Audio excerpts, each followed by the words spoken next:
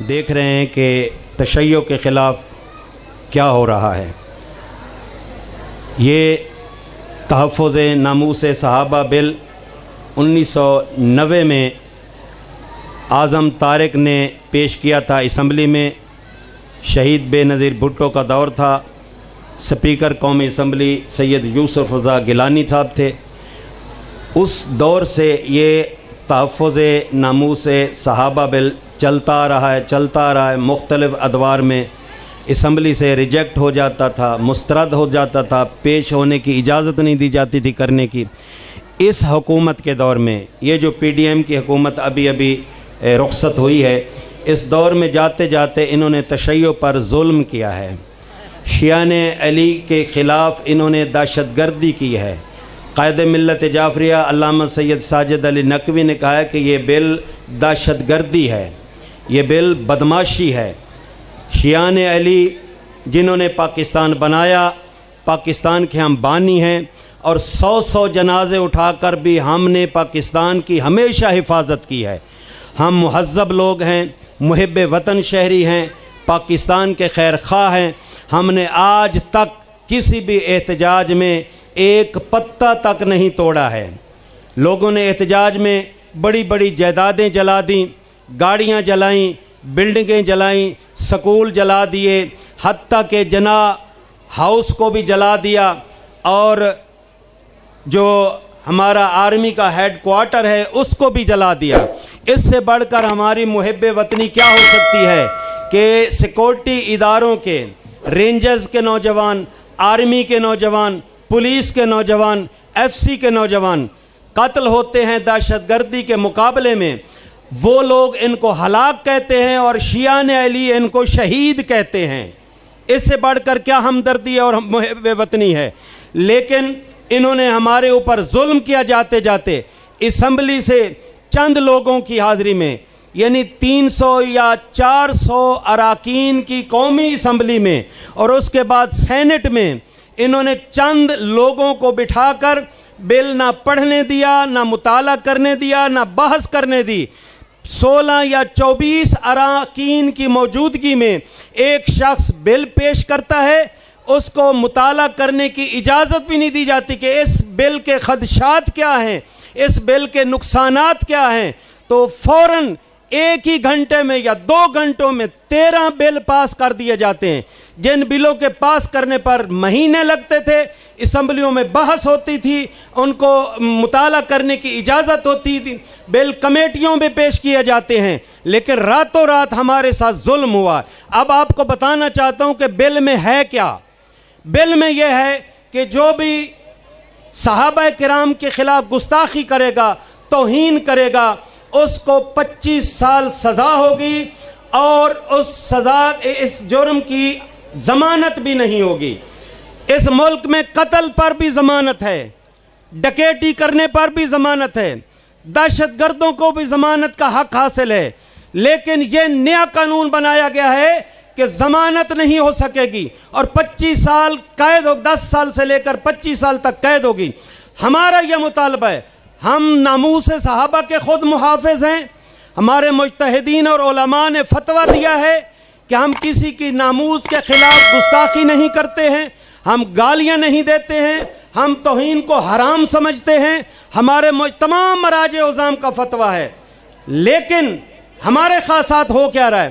یہ صحابہ کرام کے مقدس نام کو استعمال کرتے ہوئے اس چھتری کے نیچے جناب سیدہ کے دشمنوں کو بھی تحفظ دینا چاہتے ہیں، امیر المومنین کے قاتلوں کو بھی تحفظ دینا چاہتے ہیں، جناب عمار ابن یاسر صحابی رسول تھے، اس کے قاتلوں کو بھی تحفظ دینا چاہتے ہیں، اور جناب سیدہ زہرا سلام اللہ علیہا کا جو حق غصب ہوا تھا اس کا پرچار نہیں کرنے دینا چاہتے، اس کی بات نہیں کرنے دینا چاہتے۔ اور انہوں نے مطالبہ کیا ہے، یہ جو علی ولی اللہ وصی رسول اللہ و خلیفتہ بلا فاصل کی آذان ہے، یہ دہشت گردی ہے، اس کو بند کیا جائے، یہ ان کا سب سے بڑا مطالبہ ہے۔ لیکن ہمارا عقیدہ ہے، ہمارا مذہبی حق ہے، ہم پاکستانی شہری ہیں، ہم اپنے حق سے 1 انچ پیچھے ہٹنے کے لیے تیار نہیں ہیں۔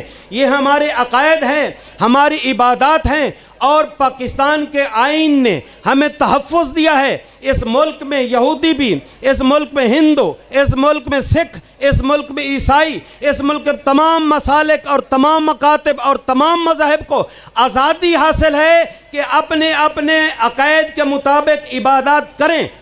یہ عزاداری کے جلوس، یہ مجالس، ان کو بند کروانے روکنے کا ایک بہترین انہوں نے بہانہ بنایا ہے، اور یہ چاہتے ہیں کہ جناب سیدہ پر جو ظلم ہوا تھا اس کو مجالس میں بیان نہ کیا جائے۔ یہ چاہتے ہیں کہ جنگ صفین کو مجالس میں بیان نہ کیا جائے۔ یہ چاہتے ہیں کہ جنگ جمل کو مجالس میں بیان نہ کیا جائے۔ یہ چاہتے ہیں کہ واقعہ کربلا، شہادت عظمیٰ حضرت سید الشہداء امام حسین علیہ السلام کو مجالس میں بیان نہ کیا جائے، کیونکہ امام حسین کے قتل کرنے میں یا صحابہ بھی تھے یا صحابہ کی اولادیں بھی تھی۔ ہم کیسے امام مظلوم کے قاتلوں کو معاف کر سکتے ہیں؟ ہم کیسے ان کے ساتھ محبت کر سکتے ہیں؟ یہ چاہتے ہیں کہ ڈنڈے کے زور پر، بندوق کے زور پر قانون بنوا کر تمام کے تمام لوگوں کے ساتھ محبت کی جائے۔ ہم واضح کرنا چاہتے ہیں، ہمارے صرف 2 مطالبے ہیں۔ ہم یہ اگر بل جو آیا ہے، علامہ سید ساجد علی نقوی نے فرمایا ہے کہ یہ بل اگر ناموس اہل بیت کے بارے میں بھی ہوتا تب بھی ہم احتجاج کرتے کہ اس پہ خامیاں ہیں، اس کو دیکھنا چاہیے، اس کا مطالعہ کرنا چاہیے، اس پہ بحث کرنی چاہیے، دوسرے مکتب فکر کی رائے لینی چاہیے۔ یہ دہشت گردوں کی طرف سے بل پیش کیا گیا ہے، وہ ناسبی ہیں، وہ خارجی ہیں، وہ آل محمد کے دشمن ہیں، آل محمد کے قاتلوں کو تحفظ دینا چاہتے ہیں۔ ہم اس بل کو مسترد کر چکے ہیں، ہم اس بل کو ریجیکٹ کر چکے ہیں۔ ہمارا ایک ہی مطالبہ ہے، وہ یہ ہے کہ آپ صحابہ کرام کی تعریف کریں، تشریح کریں کہ کون صحابہ کی لسٹ میں ہیں، کون محترم ہیں، کس کس کا تحفظ کرنا ہے، کس کی ناموس کی حفاظت کرنی ہے، ان کے نام بتائے جائیں۔ ہم قاتلوں کو صحابہ کی صفوں میں شامل نہیں ہونے دیں گے۔ اور دوسرا مطالبہ یہ ہے کہ اس بل میں جو سزا رکھی گئی ہے کہ اس میں ضمانت بھی نہیں ہوگی۔ ہم چاہتے ہیں کہ ایک تو یہ تشریح کی جائے کہ صحابہ کون ہیں، اور دوسرا توہین کے الفاظ بتائے جائیں۔ تنقید کرنا توہین نہیں ہے، تاریخی واقعات کو دہرانا مجالس میں یہ توہین نہیں ہے۔ تبری کا واقعہ اٹھا کر ان کی کتاب سے، صحیح بخاری سے اٹھا کر، مسلم سے اٹھا کر، ابن ماجہ سے اٹھا کر، ترمذی شریف سے اٹھا کر، خلافت و ملوکیت جو مودودی صاحب نے لکھی ہے اس کو اٹھا کر اگر ہم بیان کریں تو اس کو آپ توہین کی طرف لے جانا چاہتے ہیں۔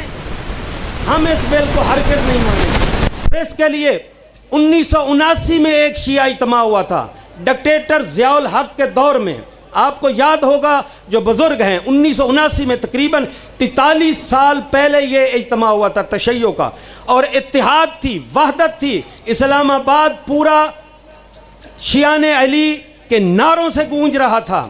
وقت کے ڈکٹیٹر ضیاء الحق نے گھٹنے ٹیکے اور اس نے ہمارے مطالبات تسلیم کیے۔ اس میں اس نے اعلان کیا تھا کہ پاکستان میں فقہ حنفیہ کو نافذ کروں گا۔ تو علامہ مفتی جعفر حسین مرحوم جو قائد ملت جعفریہ تھے، انہوں نے تشیع کو جمع کیا، شیعان علی کو، اور انہوں نے کہا کہ اس ملک میں اگر فقہ حنفیہ کا نفاذ ہوگا تو شیعان علی جو چوتھا حصہ ہے ملک کا، اگر 24 کروڑ آبادی ہے تو 8 کروڑ شیعان علی اس ملک میں بستے ہیں، ان کا بھی حق ہے کہ ہمیں فقہ جعفریہ چاہیے۔ تو اس نے گھٹنے ٹیکے، نہ فقہ جعفریہ کا نفاذ ہوا نہ فقہ حنفیہ کا نفاذ ہوا۔ لیکن 43 سال بعد پہلے انہوں نے ہمیں توڑا، ہمارے کئی گروپ بنا دیے، کسی کو مقصر بنا دیا، کسی کو غالی بنا دیا، کسی کو ولایت والا بنا دیا، کسی کو ولایت کا منکر بنا دیا۔ میں اس بہت بڑی درگاہ کا خطیب ہونے کے ناطے، ایک ذمہ دار شہری ہونے کے ناطے، قوم کا ایک ادنا خادم ہونے کے ناطے میں قسم اٹھا کر کہتا ہوں، یہ امام مظلوم کی سٹیج ہے، امام مظلوم کا ممبر ہے، میں قسم اٹھا رہا ہوں کہ کوئی غالی نہیں ہے، کوئی مقصر نہیں ہے۔ جو شیعان علی ہیں، جو علی ولی اللہ والے ہیں، وہ سب کے سب اہل بیت کے پیروکار ہیں، اہل بیت کے محب ہیں، اہل بیت کے بغیر کوئی دروازہ نہیں ہے۔ ہم نے مذہب اور مکتب لیا ہے اہل بیت سے، آپ نے لیا ہے صحابہ کرام سے. ہم آپ پہ اعتراض نہیں کرتے ہیں. اہل بیت نے براہ راست پاک رسول صلی اللہ علیہ وآلہ وسلم سے لیا ہے. ہم نے اہل بیت سے لیا ہے. ہم آل محمد کے محب ہیں، لیکن آل محمد کے دشمنوں کو ہم گلے نہیں لگا سکتے، ہم ان کے قصیدے نہیں پڑھ سکتے. ہاں توہین بھی نہیں کریں گے، یہ اہل بیت نے درس دیا ہے، ہم نہیں کرتے. یہ پروپیگنڈا ہے اور غلیظ پروپیگنڈا ہے شیعان علی کے خلاف کہ ہم صحابہ کرام کی توہین کرتے ہیں. معاذ اللہ، ہم توہین کے روادار نہیں ہیں. قرآن نے بھی منع کیا ہے، اللہ نے بھی منع کیا ہے، رسول اللہ نے بھی منع کیا ہے، اہل بیت نے بھی منع کیا ہے، ہمارے مجتہدین نے بھی منع کیا ہے کہ ہم کسی کے مقدسات کی توہین نہیں کرتے، اس کو حرام سمجھتے ہیں. یہ ہمارے خلاف پروپیگنڈا کر کے ناسبیوں نے، خارجیوں نے یہ بل پاس کروایا ہے. ہمارا یہ مطالبہ ہے کہ اس بل پہ کمیٹی بنائی جائے اور وہ کمیٹی اس پہ بحث کرے، دونوں مقاطع پہ فکر کا نظریہ لے، نظریات لے، رائے لی جائے. اس کے بعد بل اسمبلیوں میں، سینٹ میں، قومی اسمبلی میں پاس کروایا جائے. ہم بل کے سب سے بڑے حامی ہوں گے. لیکن جب تک یہ دہشت گردی ہمارے اوپر مسلط کی گئی ہے، ہر مجلس میں بیان کیا کرو، ہر ماتمی حلقوں میں بیان کیا کرو. یکم ربیع الاول، پہلی مرتبہ 16 اگست کو تمام ملک کے ذاکرین اور علماء ایک جگہ پہ جمع ہوئے. وسیم بلوچ صاحب، قاضی وسیم صاحب، ذریت عمران شیرازی صاحب، رضوان قیامت صاحب اور تقی قیامت صاحب، علی رضا داؤد خیل والے، مولانا ناصر تلہاڑا صاحب اور بہت سارے ذاکرین وہاں موجود تھے، جن کی موجودگی میں نے قائد ملت اور سب کا مطالبہ تھا کہ جب تک قومی سطح پر آل پاکستان احتجاج نہیں کیا جائے گا، یہ ہمیں ہمارا حق نہیں دیں گے. اور حق لینا، حق مانگنا سنت جناب سیدہ ہے. وہ دربار میں گئی تھیں اپنا حق مانگنے کے لیے، گھر میں نہیں بیٹھی رہی تھیں. اور جناب زینب سلام اللہ علیہا دربار یزید اور دربار ابن زیاد میں گئی تھی حق مانگنے کے لیے، حق کا پرچار کرنے کے لیے. تو مولا کے ماننے والوں، یکم ربیع الاول کو یاد رکھنا ہے. ہر نوجوان نے، ہر بزرگ نے وہاں پہنچنا ہے، گھروں میں نہیں رہنا ہے. ہاں، گھر کی مستورات کے لیے، بچوں کے لیے ایک ایک بندہ گھر میں رہنے کی اجازت ہے، رہ سکتا ہے. باقی جتنے بچیں گے اسلام آباد میں پہنچنا ہے. لبیک یا حسین، لبیک یا حسین، لبیک یا حسین.